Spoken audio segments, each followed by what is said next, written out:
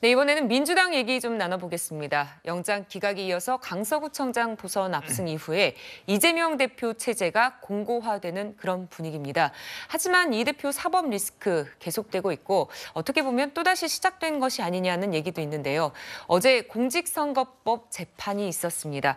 최진봉 교수님, 그런데 이 대표는 출석하지 않았더라고요. 네, 아마 이제 출석을 하려고 시도를 했던 것 같아요. 몸이 안 좋아서 출석을 못한 것 같아요. 그러니까 네. 이제 그 수행원들이 집에 찾아갔는데 이제 대표의 몸 상태가 도저히 재판에 참여할 수 없을 정도로 그렇게 상태가 아직 회복이 안 돼서 그것 때문에 참여를 못했다라고 얘기를 하고 있습니다. 그래서 아마 이제 건강 상태 회복되면 다음 재판이 10월 27일로 지금 잡혀 있는데요.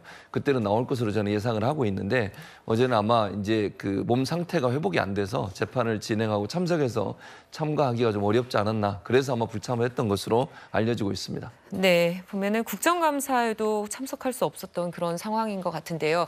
이 대표가 국감이 아니라 결국 단식으로 인한 후유증으로 몸 상태가 아직 회복이 안 돼 불참했다. 이런 말씀 해주셨습니다.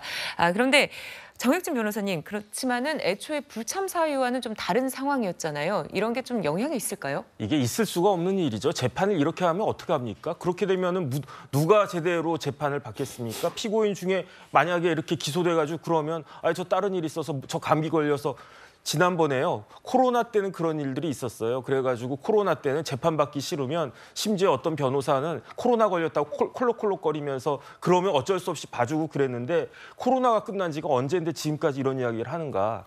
이재명 대표의 공직선거법 지난 재판이 언제 있었냐면요.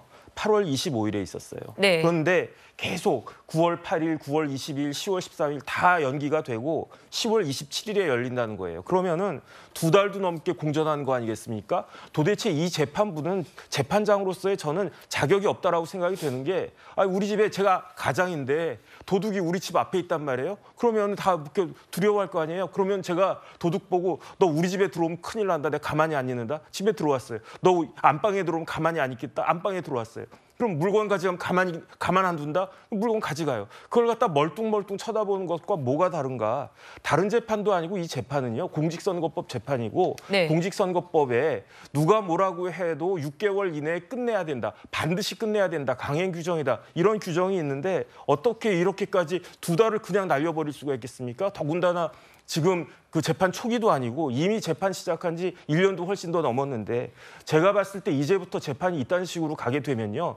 비난은 이재명 대표한테 피고인 이재명에게 가는 것이 아니고 담당 재판부 부장판사한테 모든 비난이 쏟아질 거고 그 법관 징계법에 따라 가지고 징계까지도 해야 되는 것으로 저는 그렇게 생각이 됩니다. 네, 재판부는 오는 27일 다음 재판에서는 원칙대로 가겠다. 그러니까 이재명 대표가 없어도 그대로 가겠다라는 입장도 밝혔습니다.